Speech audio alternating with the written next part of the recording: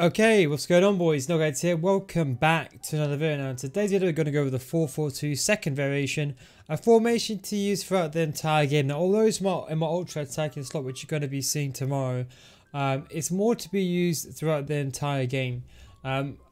What this formation is think of it like a 4-4-2 flat, but many people struggle with the defensive end, and the 4-4-2 second variation just has two CDMs. So it's like very similar to a 4-2-3-1, except for instead of that cam you have those two striking options. So if you like the 4-4-2 flats but you find it to be too offensive, you can use this one, which is a bit more defensive and a bit more stable. Now let's go over to the tactics. Now defensive style, as we all know, pressure on, heavy touch, press on possession loss, they've all been nerfed. But if you want to, you can still use pressure on heavy. People are saying you can't use it. You can. I've tested the stamina drain. It's not as bad as these ones, because after possession loss, you press every single time for 7 seconds. Whereas this one, it's only really when there's a good chance or your opponent takes a heavy touch for you then to apply pressure, so it's not too bad. Now the width, now don't forget, with the 4-4-2, naturally speaking, you are going to be playing quite a wide system. We've brought it down to 45, kept it pretty balanced. Now the depth we put is actually to 60. Now you're going to be thinking, why on earth would you play 60 depth on a more defensive formation? Well, the real thing really ties in here is the way and positioned the CDMs are. Now naturally speaking, CDMs in a 4-4-2 second variation compared to a 4-4-2 flat, they sit a bit deeper. That's the only downside. So you can go with the lower depth, but what I would say to you is, if you're not used to how far back the CDMs are, do bear that in mind. So you can of course bring them forward, at least with your whole defensive line and the whole depth. So entirely, so at least when you're out of possession, you'll be a bit more further up the pitch. I would personally go with balance, but 45, 60 depth is completely fine. Then we go into the build-up play. Now for me, I always go long ball. In most of my 4-4-2s, I'm going to be going long ball. I think it's honestly the best way going forward. It triggers a lot of players going forward. I think when you're out of possession, you defend pretty well, but why not be offensive on when you have the ball going forward? So we do have long ball. Don't forget, long ball just essentially means getting behind. We've got the CDMs on during the attack as well, which is going to be very important and pivotal. So that's why long ball is very, very effective. Then we go over to the chance creation. Now to be honest, I will leave this on balanced, okay?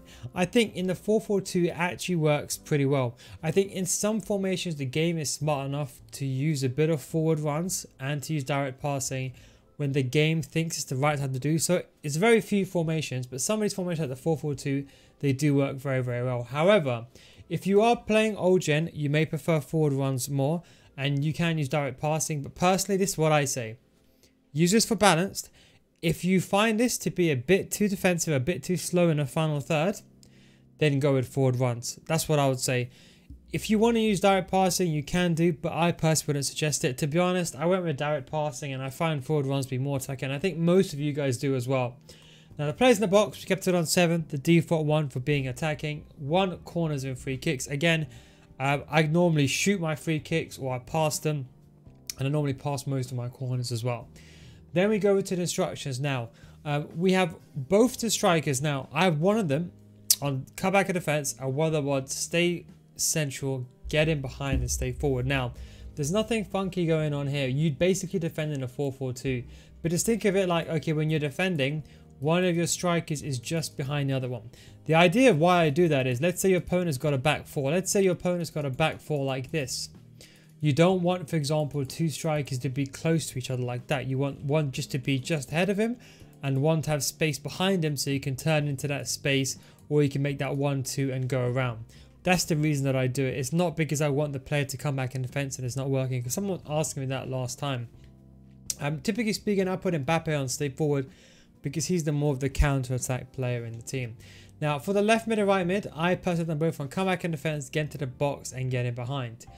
I would say balance is the way to go here. Look, I would not use cut inside unless you're deliberately trying to play a cut inside methodology, which is quite rare. Hardly I see anyone. They don't really play that way.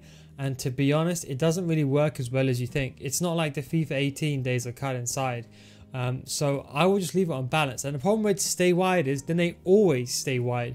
You want them to basically stay wide, but when you got a chance, they come inside. Now, free roam is what I wouldn't recommend. Unfortunately, it just doesn't play as you want it to be. It can work in certain situations, like in a 4-2-3-1, but free roam in FIFA, it's not how you would think it is in real life. They don't occupy themselves in better positions anyway, and you're going to find it to be inconsistent, because if you got a right mid there, you want them to stay in that position. So I would say definitely leave this unbalanced. You can always use hug the sidelines here if you want to make the team more wider. And again, you can always increase or decrease the width if you want to. 50 is fine. Now for the CDMs, now one of them is on cut passing lanes, cover center, and stay back while attacking. This would be the player that will be on the stay back kind of system, the more defensive minded player. Now, a lot of players, they play with both, and I would recommend it, both CDMs on stay back while attacking, cut passing lanes, and cover center. This is a fairly neutral but a defensive variation of a 4-4-2. It's not the pressing 4-4-2. It's a very neutral, more balanced to use throughout the entire game. The difference is that you don't have this middle cam player. This is why I say use a 3-5-2, because a 3-5-2 you got two CDMs, left mid, right mid, and you got two strikers. A 3-5-2 is basically a 4-4-2 with that extra cam, and that is one thing people struggle with. So what I would say is, if you are going to lose that player, I'd recommend leaving your centre mid on balance. That's why get him behind and long ball. Those are very, very important. So when you have the ball, that player can come forward. Ideally, someone here like Perisic, someone that's got good agility and balance, can also work well. I've got Park Ji-sung. To be honest, he gets the job done. I don't really shoot with this guy. I just want him to link up the two strikers. And that's what I'm going to say is, if you find this to be a bit too difficult and your team is going to be isolated, just don't use the 4-4-2, use the 3-5-2. Then for the back line, have them on stay back. Now, again, another one I want to say, you can leave these guys unbalanced, okay? But I think, you know what, there's no point. I know some people play the CDMs because they sit a bit more further back and you have the left back and right back going forward. For me personally, when I see a lot of gameplay, there's no real reason unless you're doubling up.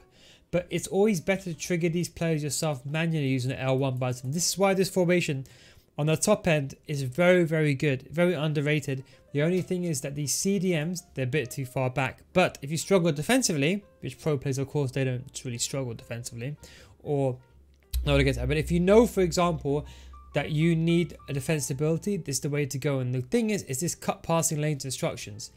The 4-4-2, if the 4-4-2 had cut passing lanes instruction, it's a complete different story.